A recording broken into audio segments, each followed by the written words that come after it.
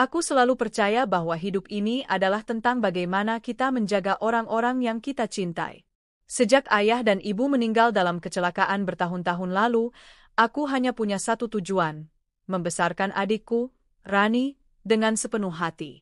Aku masih ingat betul, malam ketika kabar duka itu datang, Rani yang masih remaja memelukku erat, tubuhnya gemetar, air matanya bercucuran, dan ia berulang kali berkata, "Kak, kita sekarang cuma punya satu sama lain."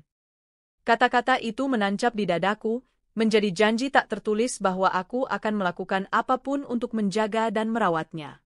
Aku sudah bekerja keras sejak kuliah, membangun usaha kecil-kecilan hingga perlahan berkembang menjadi perusahaan yang cukup stabil.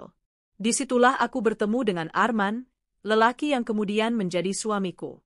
Awalnya ia hanyalah salah satu karyawan yang tekun, rajin, dan sopan. Ketulusan sikapnya, kesungguhannya dalam bekerja, dan perhatian-perhatian kecil yang ia berikan membuatku luluh. Aku pikir, Tuhan memberiku hadiah setelah semua luka yang kualami. Pernikahan kami sederhana tapi penuh kebahagiaan. Aku merasa lengkap, punya suami yang penuh kasih, dan seorang adik yang selalu membuat rumah terasa hidup. Rani memang sudah kutitipkan untuk kuliah di luar kota, tapi setiap kali pulang, rumah selalu dipenuhi tawanya. Aku selalu merasa lega, melihatnya tumbuh menjadi gadis yang cantik, pintar, dan penuh semangat. Aku ingin ia meraih apa yang mungkin tidak bisa kuraih ketika aku harus memikul tanggung jawab terlalu cepat. Aku menanggung semua biaya kuliahnya, uang kos, bahkan kebutuhan sehari-hari. Tak jarang ia meminta tambahan untuk membeli buku, laptop baru, atau sekadar untuk jalan bersama teman-temannya. Aku tidak pernah keberatan. Bagiku, itu wajar. Aku bekerja untuk memastikan masa depannya cerah. Jangan pikirkan biaya, Dik. Yang penting kamu belajar yang benar, raih cita-citamu, begitu selalu kataku padanya. Dan setiap kali itu pula, ia memelukku erat sambil berkata, "Kak, kamu memang ibu, ayah, dan kakak terbaik buatku." Mendengar itu, hatiku hangat. Aku merasa semua perjuanganku terbayar lunas. Arman, suamiku, pun selalu mendukung keputusanku membiayai Rani. Dia masih muda, sayang. Biarkan dia menikmati masa kuliahnya. Toh rezeki kita cukup. Kalau aku lihat, kamu begitu sayang sama dia, aku pun jadi ikut sayang. Dia seperti adikku sendiri. Begitu katanya suatu kali, membuatku semakin mencintainya. Aku melihat ia benar-benar tulus, bahkan kadang ia ikut mengantarkan uang atau barang titipan untuk Rani kalau aku terlalu sibuk bekerja. Aku pikir, aku punya suami terbaik di dunia, bukan hanya menyayangiku, tapi juga adikku. Hari-hariku terasa begitu indah. Pagi aku berangkat kerja dengan penuh semangat, tahu bahwa suamiku mendukungku. Kami sering makan malam bersama, saling bercerita tentang kegiatan hari itu. Jika Rani pulang liburan, rumah jadi semakin ramai. Aku memasak makanan kesukaannya, kami menonton film bersama, tertawa, bercanda, seakan semua kesedihan masa lalu sudah benar-benar tergantikan. Kadang aku berpikir, mungkin inilah arti kebahagiaan sejati, ketika kita bisa hidup dengan orang-orang yang kita cintai, saling mendukung, saling mengisi, dan saling menjaga. Aku percaya penuh pada suamiku. Setiap kali ia bilang harus dinas keluar kota, aku bahkan menyiapkan koper dan pakaian kerjanya. Aku mencium tangannya, berpesan agar ia hati-hati di jalan, dan mendoakan pekerjaannya lancar. Ia selalu tersenyum, mencium keningku, dan berkata, "Doa kamu yang paling aku butuhkan, sayang." Sungguh, tidak pernah terlintas sedikit pun di pikiranku untuk meragukannya. Bagiku, Arman adalah pasangan hidup yang setia. Demikian pula dengan Rani. Setiap kali ia bilang ada tugas kampus di luar kota, aku selalu menambah kiriman uang. "Jangan sampai kamu kesulitan di sana. Ingat, belajarmu itu adalah masa depanmu," kataku. Ia selalu berterima kasih, suaranya terdengar penuh kehangatan di telepon. Kadang aku mengiriminya makanan lewat jasa ekspedisi, hanya untuk memastikan ia makan dengan baik. Hidupku berjalan dengan ritme yang terasa sempurna. Pagi diwarnai kesibukan kantor, siang penuh rapat dan pekerjaan, sore disambut senyuman Arman yang pulang, malam ditemani panggilan telepon dari Rani. Tidak ada yang terasa salah. Tidak ada yang mengganggu. Aku merasa dikelilingi cinta. Sampai-sampai, aku sering bersyukur dengan penuh haru. Dalam doa malamku, aku berkata pada Tuhan, "Terima kasih, Kau sudah mengganti kehilangan ayah dan ibu dengan keluarga kecil yang indah ini. Aku rela berjuang dan bekerja keras, asal mereka bahagia." Aku bahkan merasa hidupku bisa menjadi contoh bagi banyak orang, bahwa setelah kehilangan, selalu ada kebahagiaan yang menanti kalau kita sabar. Rani pun sering menuliskan pesan-pesan manis di chat. "Kak, doakan aku ya biar sukses ujian." Atau, "Kak, makasih ya sudah jadi orang paling baik di hidupku." Bahkan ada kalanya ia menulis, "Kalau aku sukses nanti, aku ingin balas semua kebaikan kakak." Pesan-pesan itu kusimpan rapi, menjadi pengingat bahwa semua pengorbananku tidak sia-sia. Dan Arman, ia selalu menemaniku dalam setiap langkah. Pernah suatu kali aku jatuh sakit karena terlalu lelah bekerja, ia yang merawatku sepenuh hati. Ia memasakkan bubur, menyuapi, bahkan menemaniku semalaman. Aku melihat ketulusannya di sana. Bagaimana mungkin aku bisa curiga pada lelaki yang begitu penuh perhatian? Rumah tangga kami memang tidak dikaruniai anak setelah beberapa tahun pernikahan. Meski sempat ada rasa sedih, tapi Arman selalu menenangkan. "Mungkin ini jalan kita, sayang. Jangan sedih. Yang penting kita punya satu sama lain." Aku terharu, dan akhirnya menerima. Aku tidak pernah merasa kurang karena Arman selalu mengisi kekosongan itu dengan cinta dan perhatian. Ya, hidupku terlihat begitu indah. Aku punya suami yang tampak sempurna, dan seorang adik yang begitu kusayang. Aku merasa sudah menjalankan peranku sebagai kakak sekaligus orang tua dengan baik. Tidak ada yang perlu kutakutkan. Tidak ada yang perlu kucurigai. Tapi aku tidak tahu bahwa di balik senyum dan pelukan, di balik kata-kata manis dan perhatian, badai besar sedang menunggu. Aku tidak tahu bahwa kasih sayang yang kuberikan tanpa batas pada adikku dan kepercayaan yang kuserahkan sepenuhnya pada suamiku justru akan menjadi pisau paling tajam yang menusuk jantungku. Namun itu nanti. Untuk saat ini, aku masih hidup dalam keyakinan bahwa semua baik-baik saja. Aku masih percaya bahwa aku adalah perempuan paling beruntung di dunia. Aku masih merasa bahwa rumahku penuh cinta. Dan itulah yang membuat luka itu nanti terasa begitu dalam, begitu kejam, begitu menghancurkan. Hidupku terus berjalan dengan ritme yang terasa sama setiap harinya. Aku bekerja, mengurus rumah, menyiapkan segala keperluan suami, dan memastikan Rani, adikku, tidak kekurangan apapun untuk kuliahnya. Semua tampak wajar, bahkan membahagiakan. Tapi pelan-pelan, ada hal-hal kecil yang mulai menggoyahkan ketenanganku, meski awalnya tak pernah kucurigai sebagai sebuah pertanda besar. Malam itu, Arman pulang agak larut. Aku sudah menunggunya di ruang tamu sambil menonton televisi. Begitu ia masuk, aku langsung menyambutnya dengan senyum dan mengambilkan minum. Tapi ada sesuatu yang aneh. Aroma parfum berbeda menempel di bajunya. Wangi manis lembut, bukan parfum yang biasanya ia pakai. Aku sempat terdiam sejenak, hidungku menangkap aroma itu dengan jelas. "Capek, sayang?" tanyaku lembut, menutupi rasa heran. "Iya, tadi rapatnya lama sekali." "Habis itu ada pertemuan dengan klien di restoran," jawabnya sambil menaruh jas kerjanya di kursi. Aku mengangguk. Logis, pikirku, tapi entah kenapa, ada rasa mengganjal. Aku mengenal semua parfum yang biasa ia gunakan, karena akulah yang membelikannya. Aroma ini sama sekali asing. Namun aku buru-buru menepis pikiran buruk. Mungkin memang dari orang yang ia temui di restoran. Aroma bisa saja menempel. Aku tidak boleh berburuk sangka. Namun sejak saat itu, aku mulai memperhatikan hal-hal kecil yang sebelumnya luput dari mataku. Arman semakin sering mengaku dinas luar kota. Kadang hanya 2 hari, kadang sampai seminggu. Setiap kali begitu, aku selalu menyiapkan pakaiannya. Ia selalu menolak jika aku ingin ikut. "Kamu istirahat saja di rumah.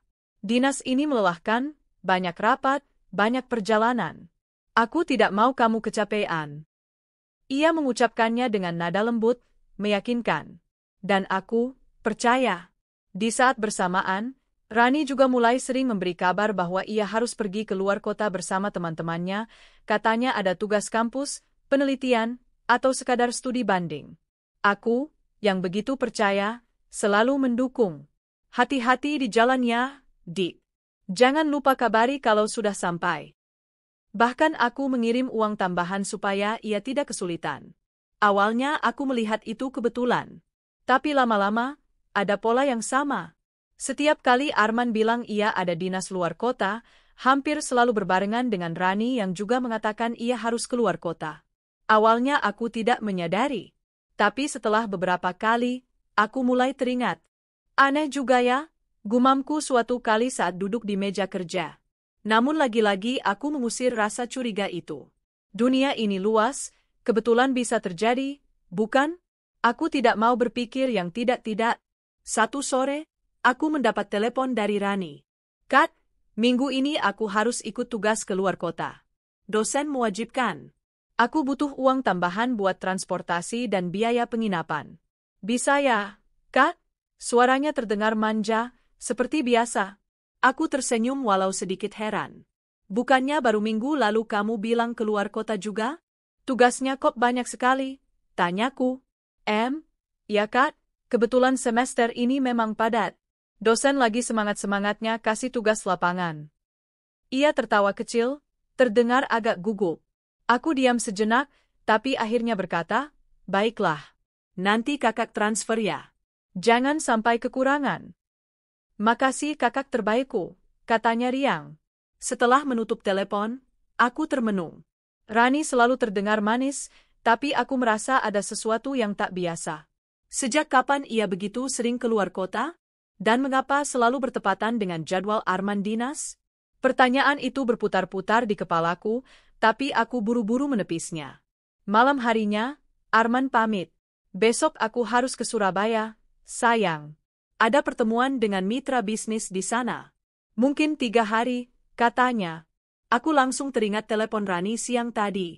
Aku sempat ingin menanyakan, tapi lidahku keluh. Aku takut kalau pertanyaanku justru terdengar seperti tuduhan. Aku tidak mau terlihat sebagai istri yang curigaan. Jadi aku hanya tersenyum, meski hatiku agak gelisah. Ya sudah, hati-hati ya. Jangan lupa makan dan kabari aku, ucapku sambil menyiapkan kemeja favoritnya. Ia mendekat, mencium keningku, lalu berkata, tenang saja, doa kamu yang bikin aku kuat. Kalimat itu seharusnya menenangkan, tapi entah kenapa malah menambah rasa resahku. Hari-hari berikutnya, aku mulai menemukan hal-hal kecil yang janggal. Suatu kali, ketika sedang membereskan meja kerja Arman di rumah, aku menemukan struk hotel. Letaknya terselip di tumpukan kertas. Struk itu mencatat pembayaran kamar 2 malam, untuk 2 orang. Mataku membelalak. 2 orang? Hatiku berdegup kencang. Tapi kemudian aku mencari-cari alasan.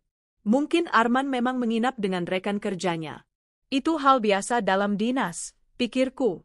Aku kembali menutup mata.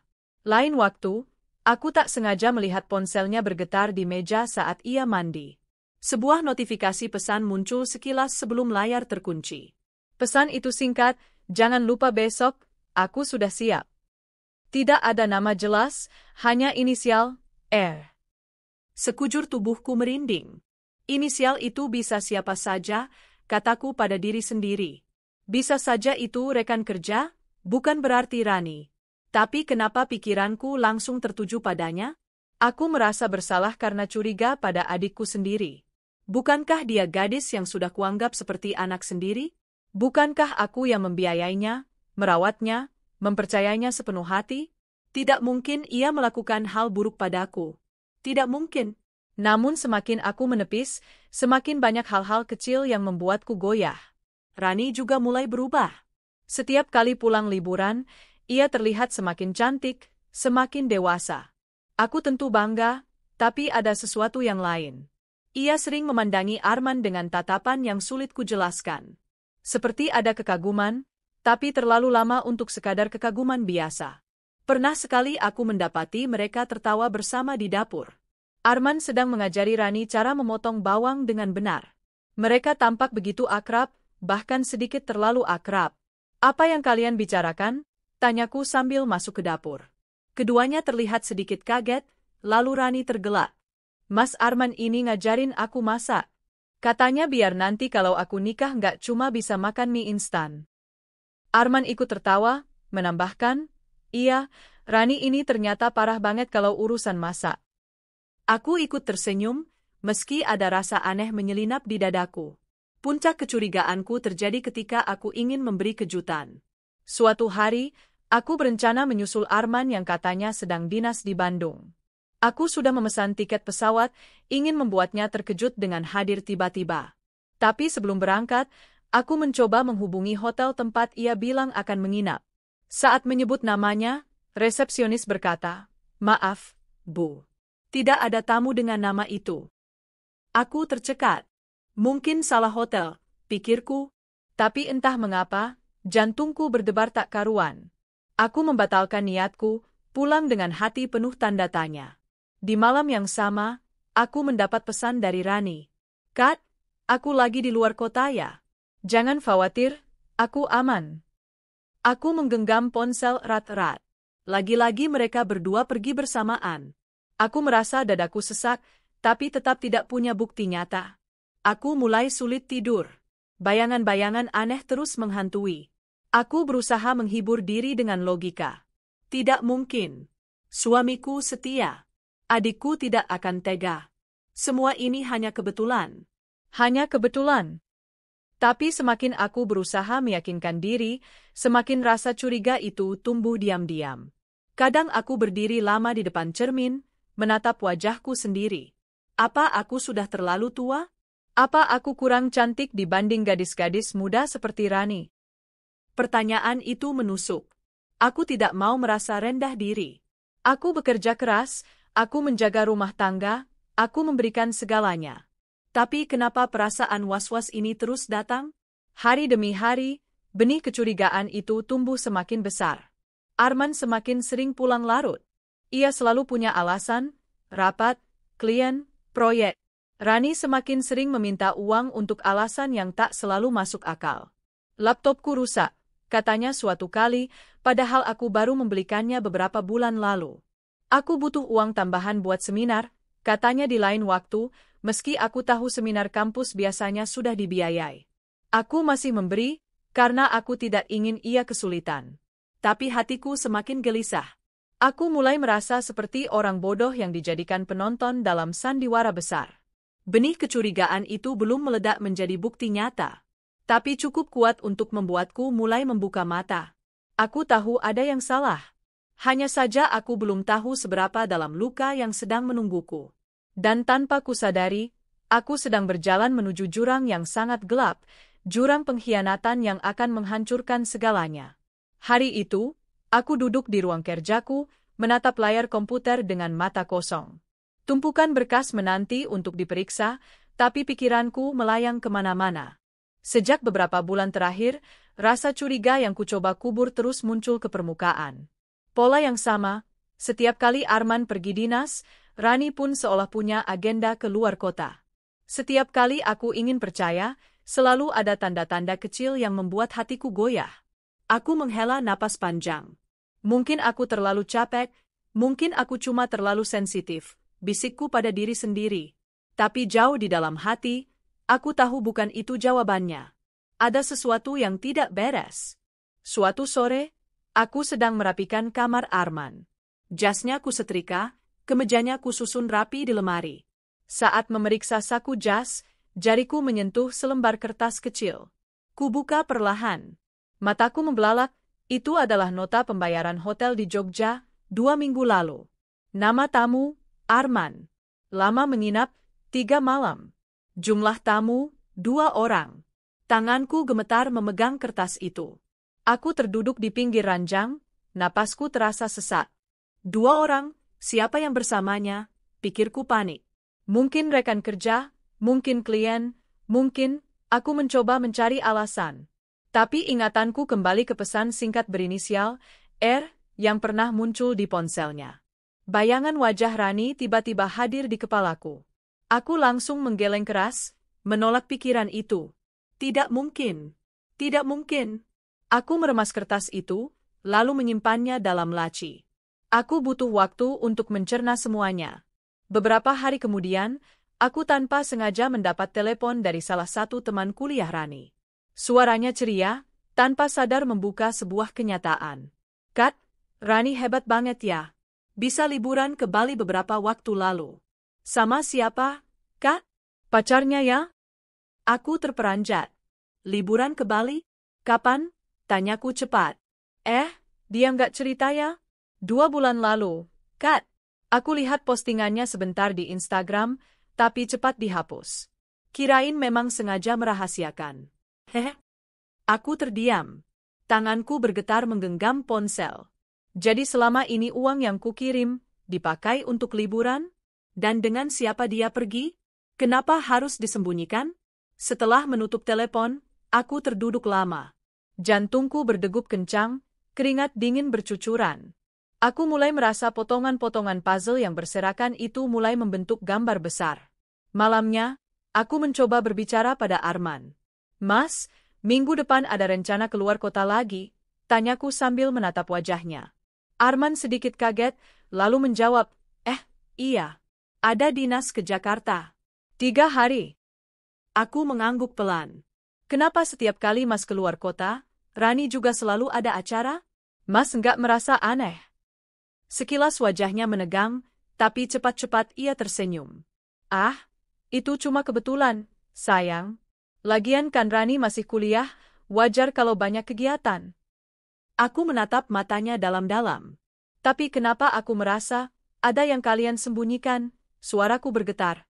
Arman terdiam sejenak, lalu mengusap pipiku. Sayang, jangan berburuk sangka. Kamu terlalu lelah kerja. Percayalah sama aku. Aku nggak akan pernah menyakitimu. Aku menelan ludah. Kata-katanya terdengar manis, tapi entah kenapa kali ini tidak menenangkan. Aku merasa ia sedang memainkan kata-kata untuk menutup sesuatu. Beberapa minggu kemudian, kebenaran akhirnya menampakkan wajahnya. Sore itu, pintu rumahku diketuk keras. Saat kubuka, berdirilah Rani di depanku. Wajahnya pucat, matanya sembab, tubuhnya gemetar. Ia langsung menangis terseduh-seduh, membuatku panik. Rani, ada apa? Kenapa kamu begini? Tanyaku cemas sambil memeluknya. Ia menatapku dengan mata penuh air mata. Kat, aku nggak tahu harus ngomong ke siapa lagi. Aku hamil, Kak? Darahku seakan berhenti mengalir. Kata-katanya bergema di kepalaku. Hamil? Suaraku bergetar, nyaris tak keluar. Rani menunduk, menangis semakin keras. Iya, Kat, aku hamil. Aku memegang bahunya erat. Siapa ayah dari anakmu? Tanyaku dengan suara yang hampir pecah. Rani menggigit bibir, air matanya jatuh deras. Lalu dengan suara lirih, ia berkata, Mas Arman, Kak? Aku membeku. Tubuhku lunglai, seolah semua tenaga hilang seketika. Kata-kata itu seperti petir menyambar tepat di jantungku. Jangan main-main, Rani. Kamu tahu itu suami kakakmu, teriakku marah. Aku nggak bohong, Kak. Rani berlutut di hadapanku, menangis terseduh-seduh. Aku sudah mencoba menghindar, tapi kami sudah terlalu jauh. Aku benar-benar hamil anaknya. Tanganku menampar wajahku sendiri, mencoba menyadarkan diri. Tidak, ini nggak mungkin. Aku nggak mau percaya. Malam itu, aku menunggu Arman pulang dengan hati porak-poranda. Begitu ia masuk rumah, aku langsung menatapnya tajam. Mas, Rani datang. Dia bilang dia hamil. Dan dia bilang itu anakmu. Wajah Arman seketika pucat pasi. Ia terdiam, bibirnya bergetar. Aku menunggu jawabannya, dada berdegup kencang. Jangan dengarkan dia, sayang. Dia pasti salah, katanya gugup. Jangan bohong lagi, Mas. Aku berteriak. Aku sudah terlalu banyak lihat tanda-tanda. Stroke hotel. Pesan singkat. Kalian selalu pergi bersamaan. Dan sekarang dia mengaku hamil anakmu. Arman terdiam lama, lalu akhirnya menunduk. Air matanya jatuh. Aku Wilaf, sayang. Aku nggak tahu kenapa semua ini bisa terjadi. Aku salah. Maafkan aku. Aku terpaku. Jadi benar. Semua ketakutanku, semua curigaanku, nyata adanya. Hatiku hancur berkeping-keping. Lelaki yang paling kupercaya, yang kuberi segalanya, justru menikamku dengan cara paling kejam. Dan adikku, gadis yang kubesarkan dengan penuh kasih, yang kubiayai, yang kuanggap anak sendiri, tega menusukku dari belakang. Tangisku pecah malam itu. Aku berteriak, memukul dada Arman, menendang kursi, merobek kertas-kertas di meja. Aku kehilangan kendali. Rasa sakitnya terlalu dalam. Kenapa? Kenapa kalian tega? Aku ini siapa buat kalian? Aku yang membesarkanmu, Rani. Aku yang membiayaimu.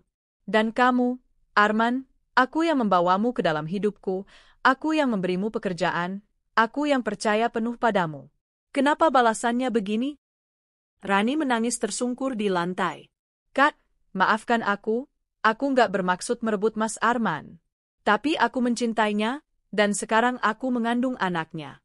Aku mohon, izinkan aku menikah dengannya. Aku rela jadi istri kedua, Kak.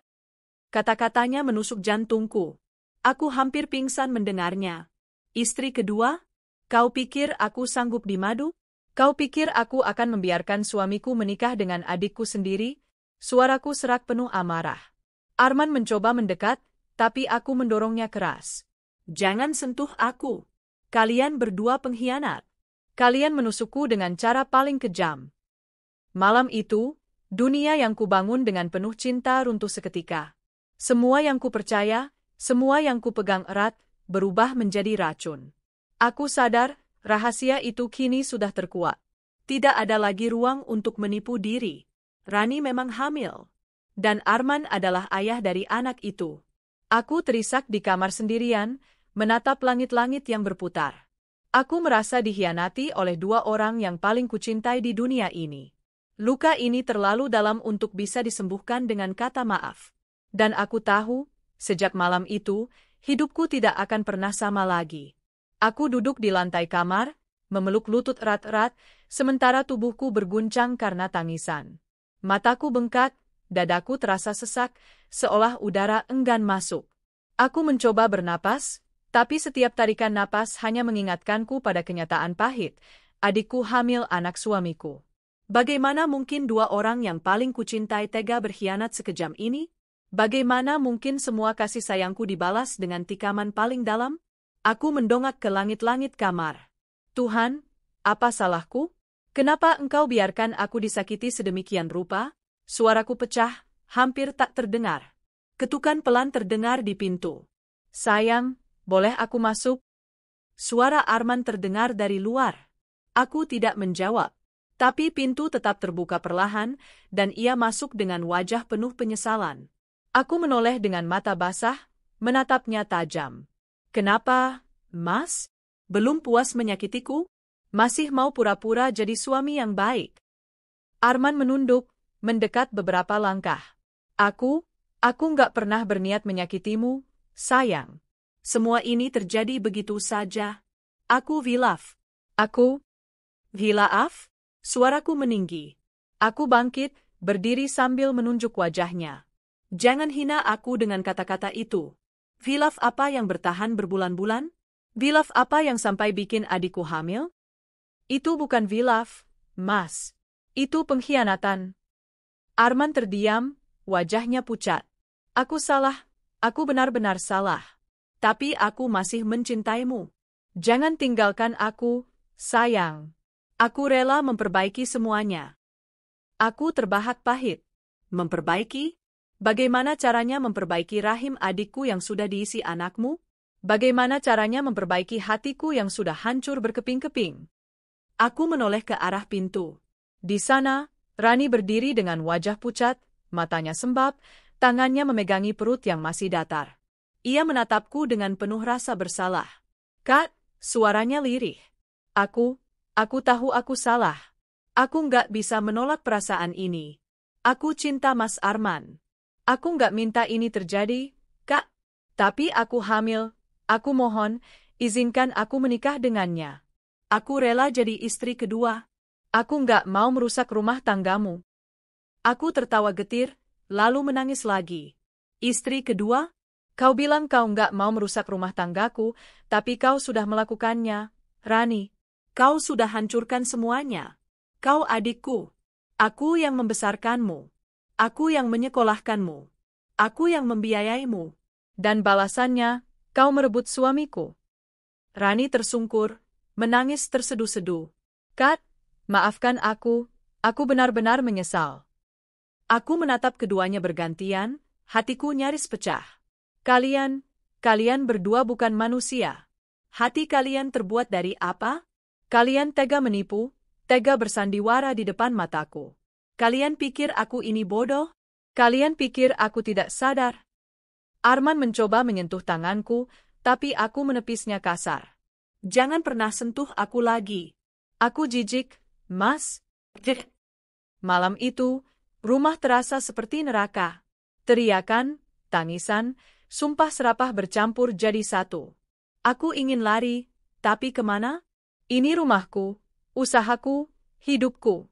Justru merekalah yang seharusnya pergi. Aku mengurung diri di kamar, menolak makan, menolak bicara.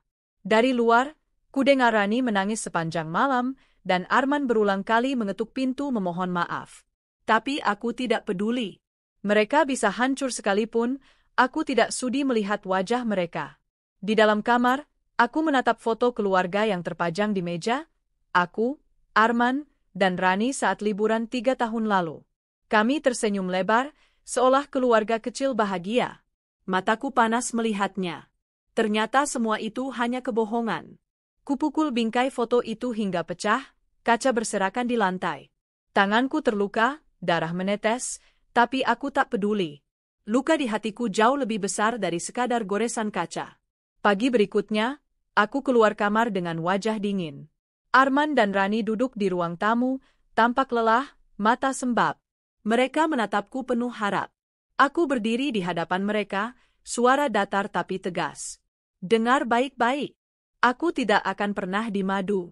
Kalau kalian ingin menikah, silakan. Tapi jangan pernah harap aku akan tinggal di bawah atap yang sama dengan kalian. Rani terisak. Kak. Aku mengacungkan tangan, menghentikannya.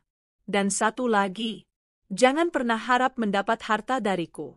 Semua ini, rumah ini, perusahaan ini, aku yang bangun dari nol. Bukan Arman, bukan kamu. Jadi kalau kalian mau menikah, silakan. Tapi lakukan jauh dariku. Angkat kaki dari rumah ini. Arman memucat. Sayang, jangan seperti ini. Aku masih ingin bersamamu. Aku menatapnya tajam. Kalau masih ingin bersamaku, seharusnya kau tidak tidur dengan adikku. Sekarang semua sudah selesai, Mas. Aku tidak butuh suami pengkhianat. Air mata mengalir di pipiku, tapi suaraku tetap tegas. Pergi. Kalian berdua pergi dari hidupku. Rani menangis semakin keras, tapi aku tidak bergeming. Hatiku memang hancur, tapi aku masih punya harga diri.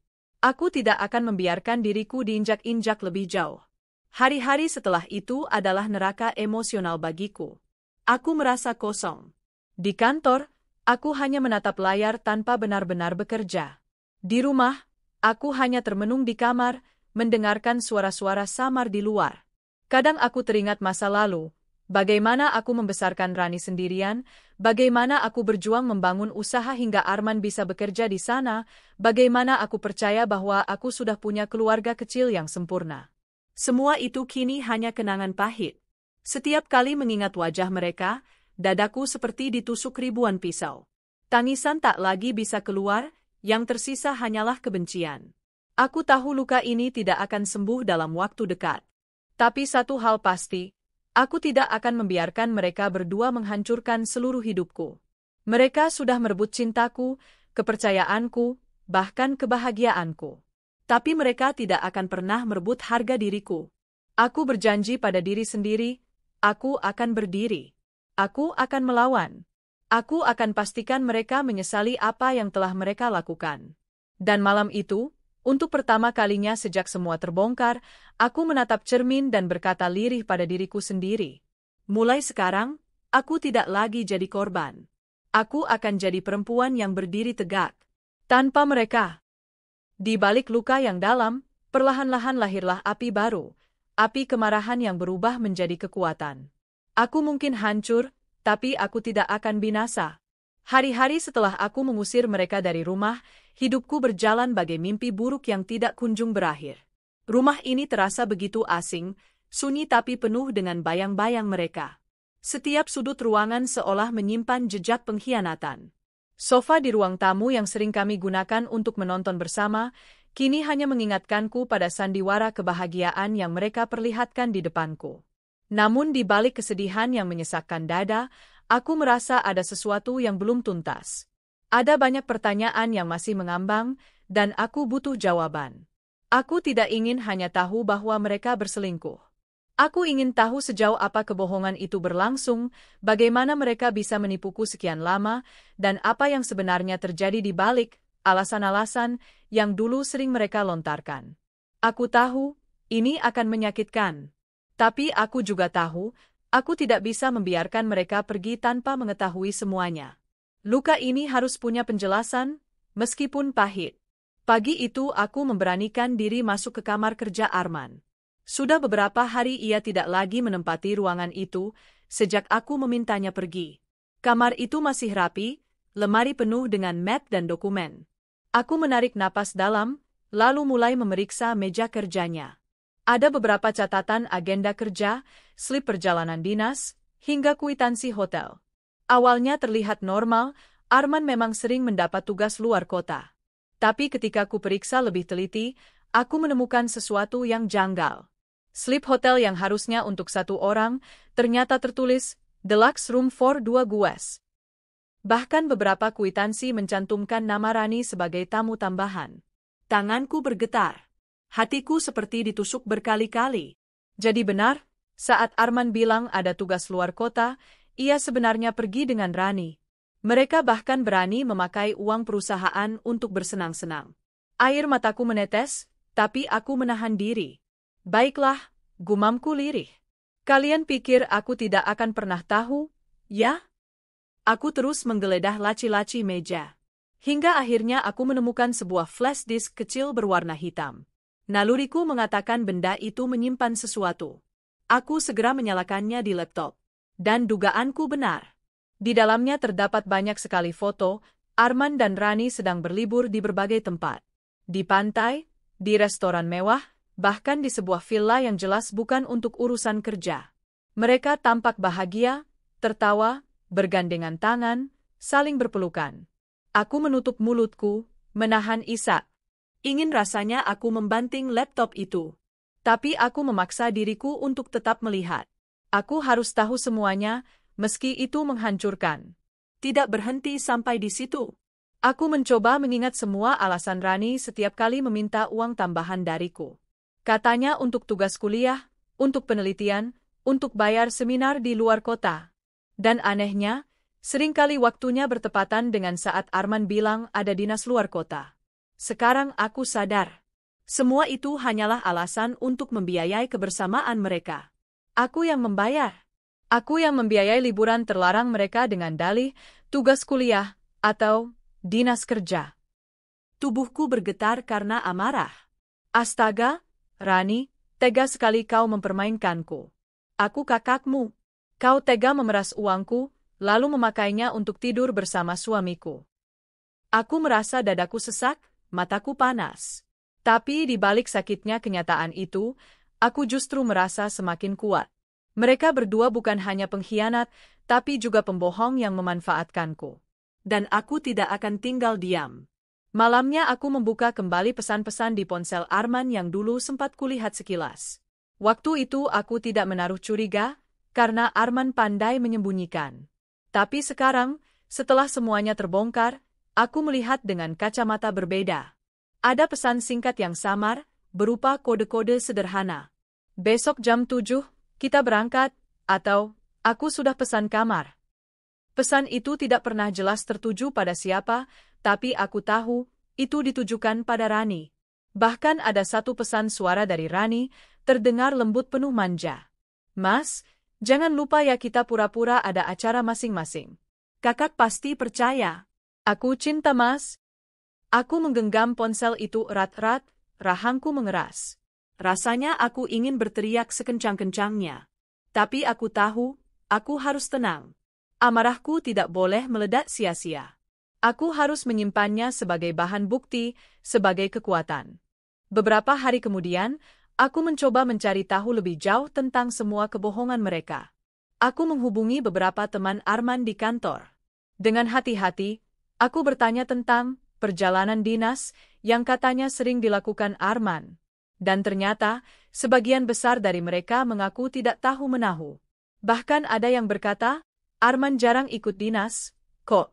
Setahu saya, kalau ada proyek besar, biasanya saya yang turun. Arman lebih sering di kantor. Aku tersenyum pahit.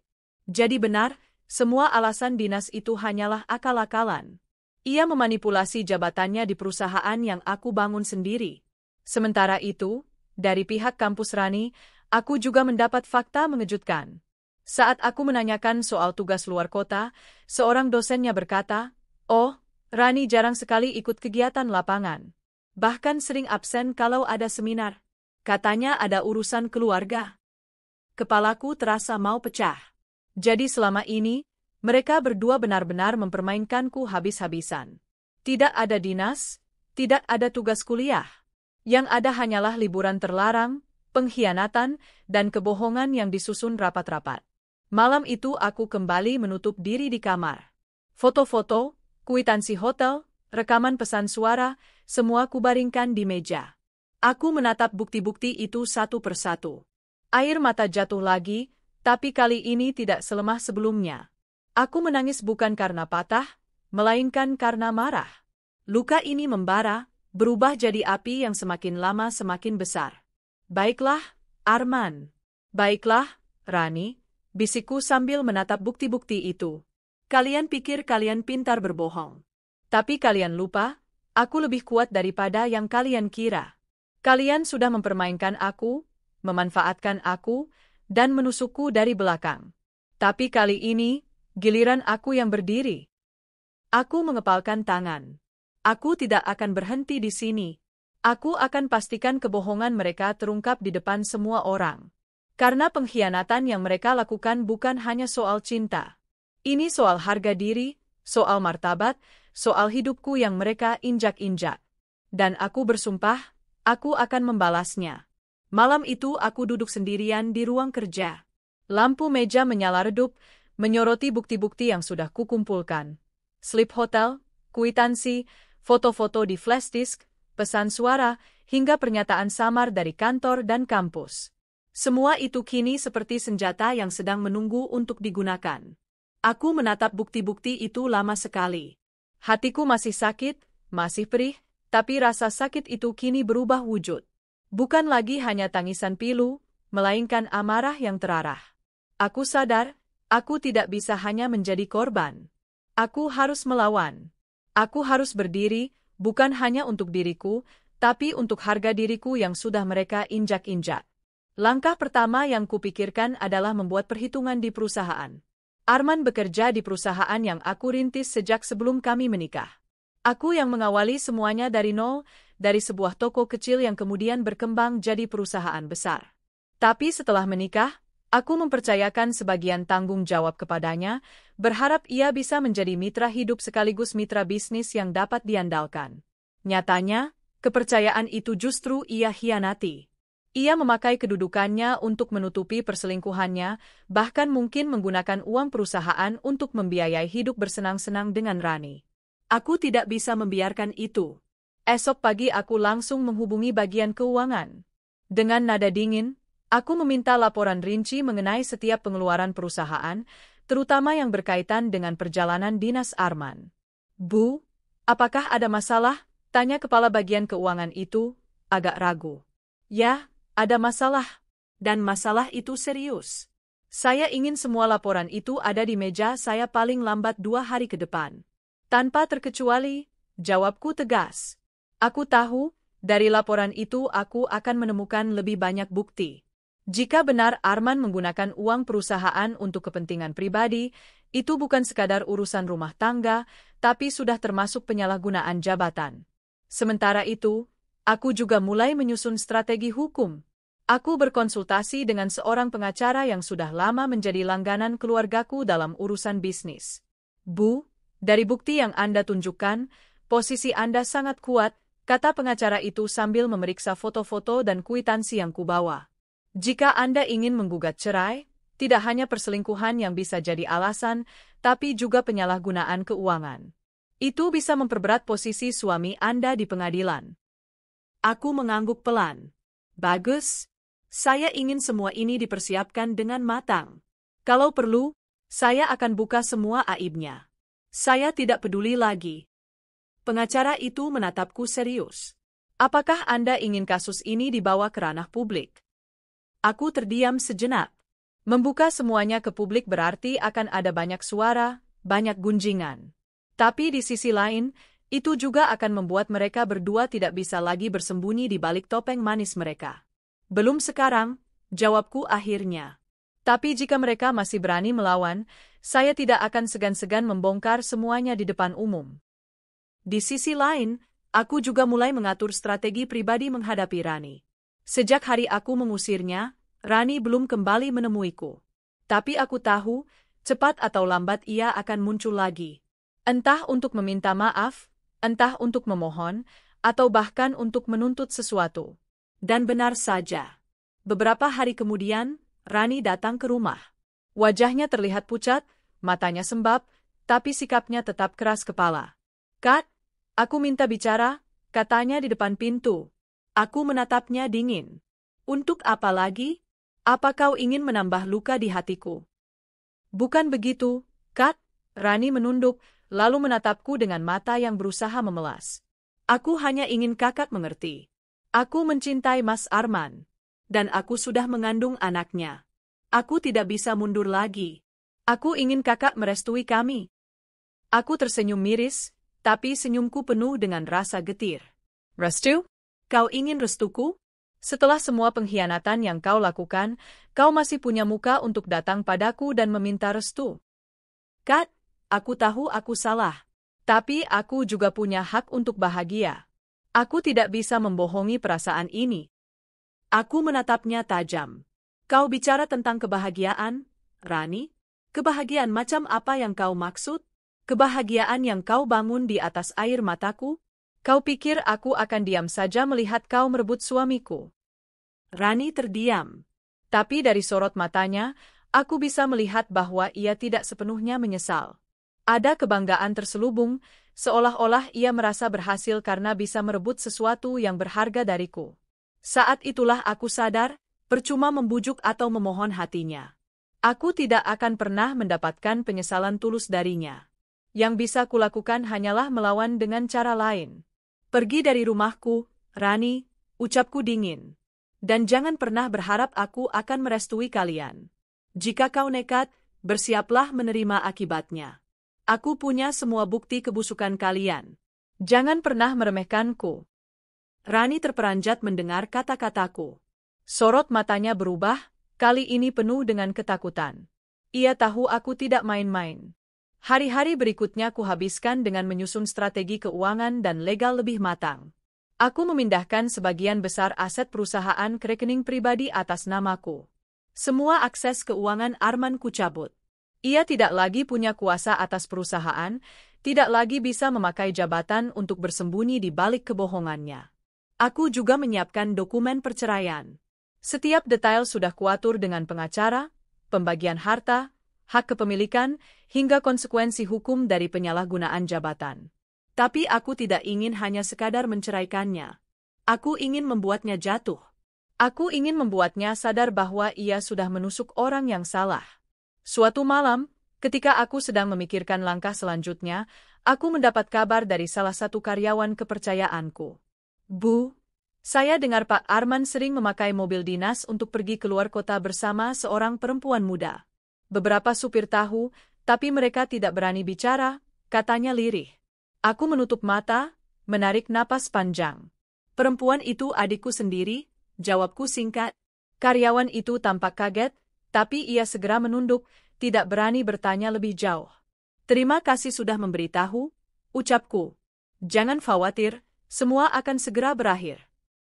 Kabar itu semakin memperkuat posisiku. Aku tahu, banyak mata yang sudah melihat kelakuan Arman dan Rani. Mereka tidak bisa lagi bersembunyi. Aku mulai menyusun rencana terakhir, membongkar mereka di depan keluarga besar.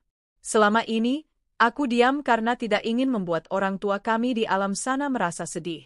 Aku yang merawat Rani sejak kecil setelah ayah dan ibu meninggal. Aku yang membiayai kuliahnya, aku yang menanggung semua hidupnya. Dan kini, ia membalas semua itu dengan tikaman dari belakang. Aku ingin keluarga besar tahu siapa Rani sebenarnya.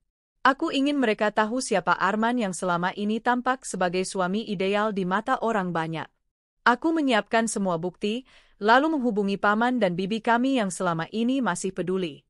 Aku meminta mereka datang ke rumah pada hari yang sudah kutentukan. Aku juga mengundang Arman dan Rani dengan alasan ingin menyelesaikan masalah keluarga secara baik-baik.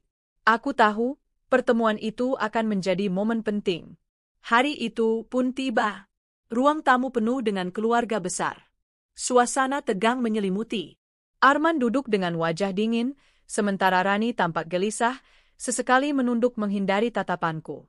Aku berdiri di depan mereka semua, membawa setumpuk berkas dan sebuah laptop. Dengan suara tegas, aku mulai bicara. Terima kasih sudah datang.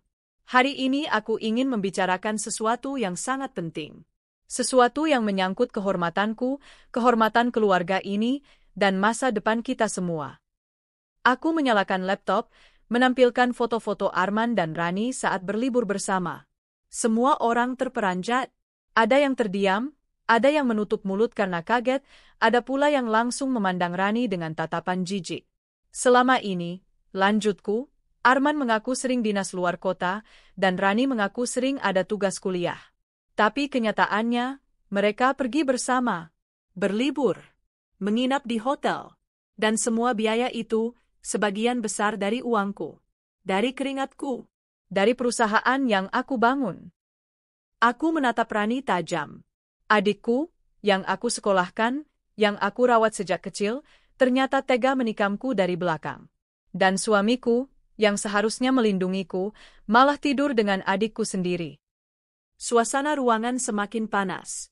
Paman dan bibi kami mulai bersuara, menyalahkan Rani, mencaci Arman. Aku mengangkat tangan, meminta mereka tenang. Aku tidak butuh belas kasihan. Aku hanya ingin kalian semua tahu siapa mereka sebenarnya. Dan mulai hari ini, aku tidak akan lagi membiarkan mereka menginjak harga diriku. Aku menatap Arman dan Rani bergantian. Silakan kalian bersama. Nikmati kebersamaan kalian. Tapi jangan pernah harap aku akan merestui. Dan jangan pernah berharap mendapat 1 sen pun dari hartaku. Kalian sudah selesai di hidupku. Arman terdiam, wajahnya merah padam. Rani menangis, memohon pada keluarga, tapi tidak ada yang peduli. Semua orang sudah melihat bukti nyata. Tidak ada lagi alasan, tidak ada lagi kebohongan. Malam itu aku merasa sedikit lega. Pertarungan ini belum selesai, tapi aku sudah memenangkan 1 babak. Aku sudah menunjukkan pada dunia siapa mereka sebenarnya. Aku tidak lagi sendirian menanggung luka. Dan yang terpenting, aku sudah berdiri tegak. Aku bukan lagi korban. Aku adalah pejuang yang melawan. Aku tahu jalan ke depan masih panjang. Ada perceraian yang harus kujalani, ada luka yang harus kusembuhkan. Tapi satu hal yang pasti, aku tidak akan pernah lagi membiarkan siapapun meremehkanku.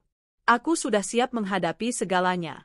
Setelah pertemuan keluarga besar malam itu, berita tentang perselingkuhan Arman dan Rani menyebar dengan cepat.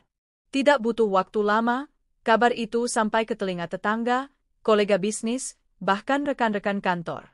Dunia yang dulu begitu mendukung citra sempurna Arman, kini berbalik menjadi neraka baginya.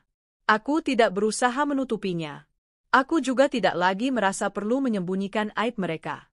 Bagiku, biarlah semua orang tahu, biarlah mereka menanggung malu yang pantas mereka dapatkan. Beberapa hari setelah pertemuan itu, aku mendapat laporan dari sekretarisku.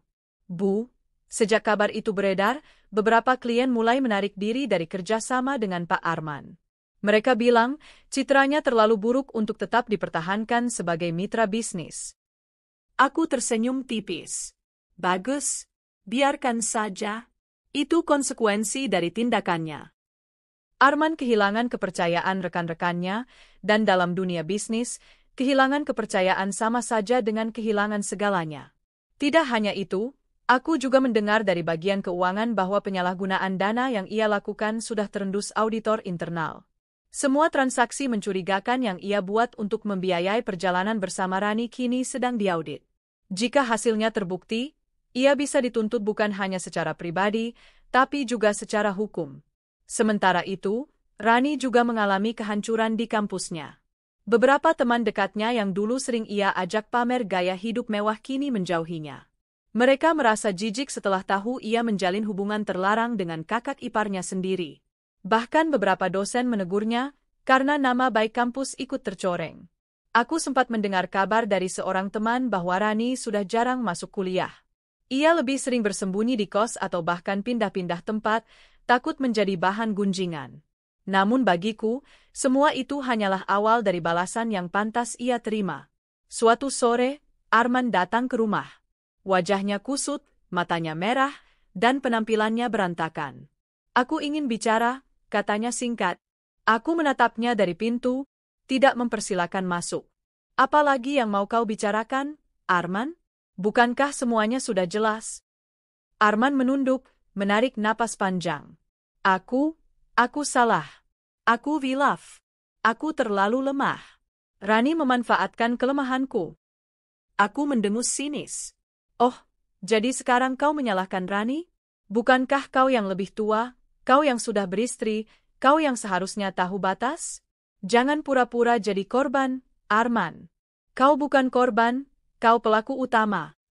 "Aku tidak ingin kehilanganmu," suaranya serak, nyaris seperti bisikan.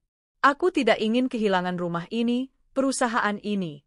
Aku tahu aku salah, tapi, tolong, beri aku kesempatan." Aku menatapnya lama. Untuk sesaat, aku melihat bayangan pria yang dulu kucintai, pria yang dulu kujadikan sandaran hidup. Tapi bayangan itu cepat menghilang, digantikan oleh kenyataan pahit tentang siapa dirinya sebenarnya. "Kesempatanmu sudah habis, Arman," jawabku dingin. "Aku sudah menyiapkan dokumen perceraian. Kita akan segera ke pengadilan. Dan jangan harap kau bisa menyentuh 1 sen pun dari hartaku lagi." Wajahnya memucat.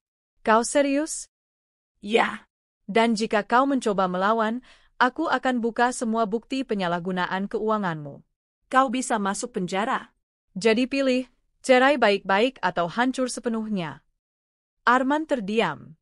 Aku bisa melihat keringat dingin membasahi dahinya. Ia tahu aku tidak main-main. Beberapa hari kemudian, Rani juga datang menemuiku diam-diam. "Kak, aku mohon, jangan hancurkan hidupku," katanya sambil menangis. "Aku masih muda, aku masih kuliah. Kalau semua orang tahu lebih jauh, aku tidak akan punya masa depan." Aku menatapnya tajam. "Masa depanmu kau hancurkan sendiri, Rani.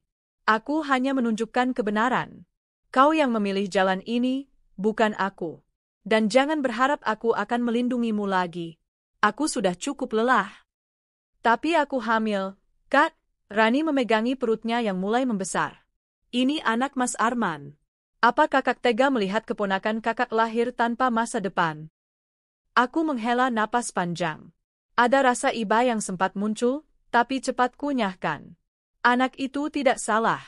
Tapi kau dan ayahnya, kalian yang harus menanggung akibatnya. Aku tidak akan menghalangi kalian, tapi jangan pernah lagi coba-coba menginjak kehidupanku. Kau tidak akan pernah lagi punya tempat di sisiku."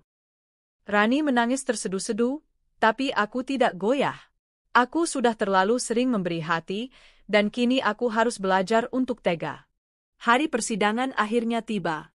Ruang pengadilan dipenuhi wartawan dan orang-orang yang penasaran. Kasusku dengan Arman sudah tercium media. Mereka menganggap ini skandal besar, seorang suami berselingkuh dengan adik iparnya sendiri, dan semua itu terbongkar di tengah perusahaan yang cukup terkenal. Aku duduk tenang bersama pengacaraku, sementara Arman tampak gelisah. Rani tidak hadir di persidangan pertama, mungkin terlalu malu untuk muncul di depan publik. Hakim membuka sidang dengan membaca gugatan perceraian yang sudah disusun pengacaraku. Semua bukti perselingkuhan dipaparkan dengan jelas. Slip hotel, foto-foto, bahkan saksi dari perusahaan dan keluarga. Arman hanya bisa menunduk. Sesekali ia mencoba membela diri, tapi semua argumennya runtuh di hadapan bukti yang begitu kuat. Hakim menatapnya tajam. Saudara Arman, berdasarkan bukti yang ada, jelas bahwa Anda telah melakukan perselingkuhan. Dalam hukum, ini merupakan pelanggaran serius terhadap kewajiban suami. Apakah Anda masih ingin membantah? Arman terdiam. Bibirnya bergetar, tapi tidak ada kata yang keluar. Sidang itu menjadi saksi bagaimana seorang pria yang dulu kukagumi kini hancur di hadapan semua orang. Tidak butuh waktu lama, hakim mengabulkan gugatan cerai yang kuajukan. Aku resmi berpisah dari Arman. Setelah putusan itu, hidup Arman semakin terpuruk. Perusahaan menutup aksesnya sepenuhnya. Klien-klien menjauh. Beberapa rekan bisnis bahkan menuntut ganti rugi atas proyek-proyek yang ia salah gunakan. Aku mendengar kabar bahwa ia terjerat utang, menjual mobil mewahnya, bahkan rumah yang dulu kami tempati kini harus ia tinggalkan. Arman benar-benar jatuh. Dari seorang pria yang dulu dipandang berhasil dan berwibawa, kini ia hanyalah bayang-bayang, hidup dalam kehinaan. Rani pun tidak jauh berbeda. Setelah kehamilannya semakin terlihat, ia harus menanggung malu lebih besar di kampus. Banyak yang mengejek, mencibir, bahkan terang-terangan menjauhi. Akhirnya, ia memutuskan untuk berhenti kuliah. Semua mimpinya kandas, semua perjuanganku untuknya sia-sia. Aku mendengar kabar ia tinggal di sebuah kontrakan kecil bersama Arman. Mereka hidup dalam keterbatasan, jauh dari kemewahan yang dulu mereka nikmati. Ironisnya, hubungan mereka tidak berjalan mulus. Aku mendapat kabar dari seorang kerabat bahwa mereka sering bertengkar, saling menyalahkan atas keadaan yang mereka alami. Begitulah karma bekerja. Suatu malam, aku duduk di teras rumah, menatap langit berbintang. Perasaan lega bercampur haru memenuhi dadaku. Aku telah melewati badai yang begitu besar. Aku telah dihancurkan, dikhianati, tapi aku juga berhasil bangkit. Arman dan Rani kini hancur, bukan karena aku yang menghancurkan mereka, tapi karena perbuatan mereka sendiri.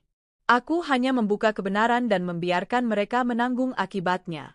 Aku menarik napas dalam-dalam, lalu berbisik pelan pada diriku sendiri. Aku sudah menang. Aku sudah bebas. Air mataku jatuh, tapi kali ini bukan air mata kesedihan. Ini adalah air mata kelegaan, air mata kemenangan. Aku tahu luka ini tidak akan hilang begitu saja. Butuh waktu untuk benar-benar sembuh. Tapi aku juga tahu satu hal, aku lebih kuat dari yang pernah kubayangkan. Dan kini, aku siap melangkah ke depan. Tanpa Arman, tanpa Rani, tanpa pengkhianatan. Hanya ada aku, dengan harga diriku yang kembali utuh. Malam itu, setelah semua selesai, aku duduk sendirian di kamar. Sunyi sekali.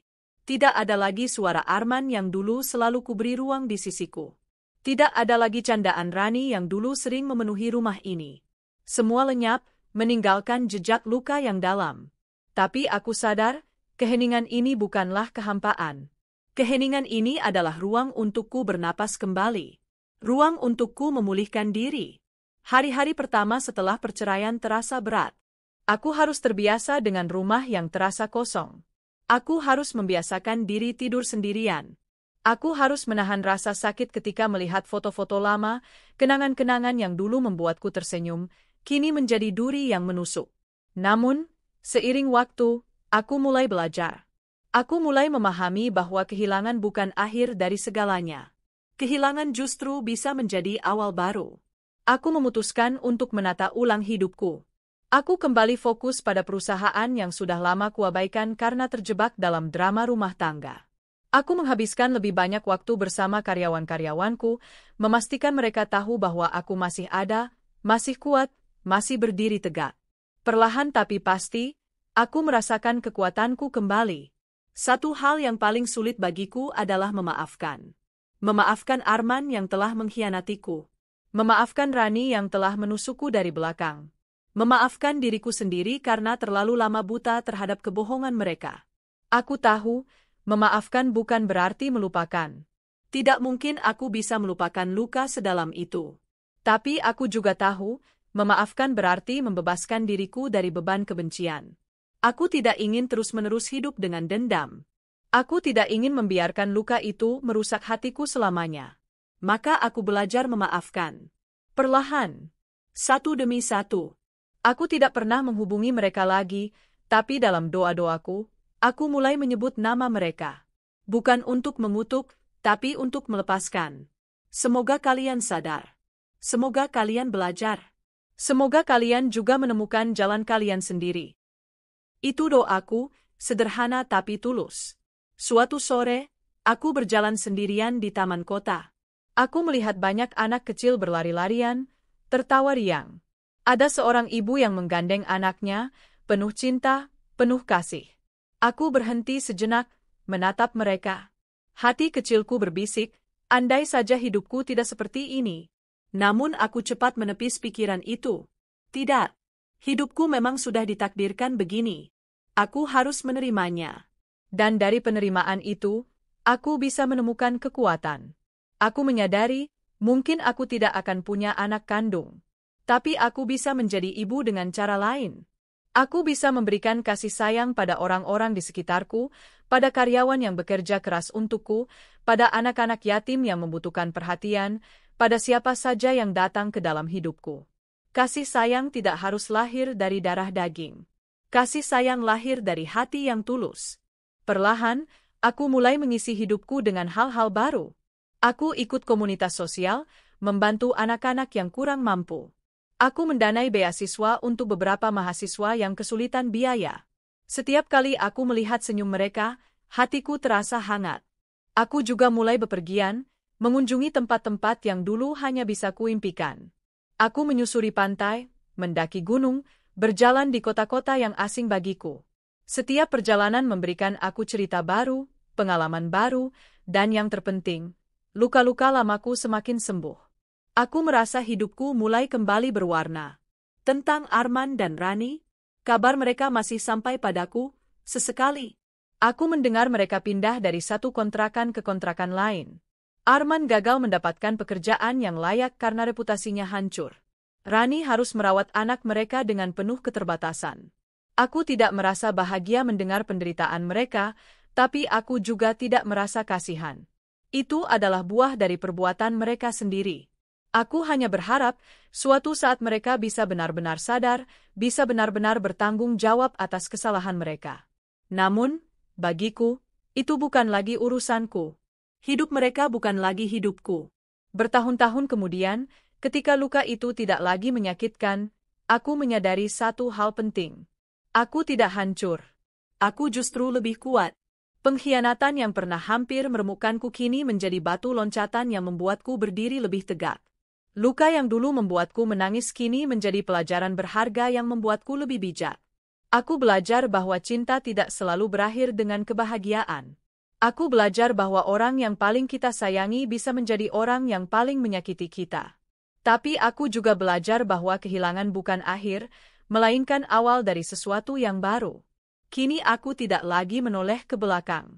Aku tidak lagi membiarkan bayangan masa lalu mengikatku. Aku memilih berjalan ke depan, menatap masa depan dengan keyakinan baru. Aku tidak tahu apa yang menunggu di depan sana. Mungkin aku akan menemukan cinta lagi, mungkin tidak. Mungkin aku akan menjalani sisa hidupku sendiri, mungkin ada seseorang yang kelak datang dan membawakan kebahagiaan baru. Tapi yang pasti, apapun yang terjadi, aku siap. Aku siap menghadapi hidup dengan kepala tegak, dengan hati yang lebih kuat, dengan jiwa yang lebih bebas. Malam ini, aku kembali duduk di teras rumahku. Angin berhembus pelan, membawa aroma bunga dari taman kecilku. Aku menatap langit yang bertabur bintang. Di dalam hatiku, aku berbisik, "Terima kasih, Tuhan. Terima kasih karena Engkau memberiku kekuatan melewati semua ini. Terima kasih karena Engkau menunjukkan siapa yang benar-benar tulus dan siapa yang hanya berpura-pura. Terima kasih karena Engkau menjadikan luka ini sebagai jalan untukku menjadi lebih kuat." Air mataku menetes. Tapi kali ini, bukan karena sedih. Air mata ini adalah air mata syukur. Aku tahu, perjalananku masih panjang. Tapi aku juga tahu, aku tidak lagi rapuh. Aku bukan lagi wanita yang mudah ditipu oleh janji manis. Aku adalah wanita yang sudah ditempa oleh pengkhianatan dan keluar darinya sebagai pemenang. Hidupku memang penuh luka. Tapi luka inilah yang menjadikanku kuat. Luka inilah yang menjadikanku utuh. Dan pada akhirnya, aku tahu satu hal. Aku tidak pernah benar-benar kehilangan. Aku justru menemukan diriku sendiri.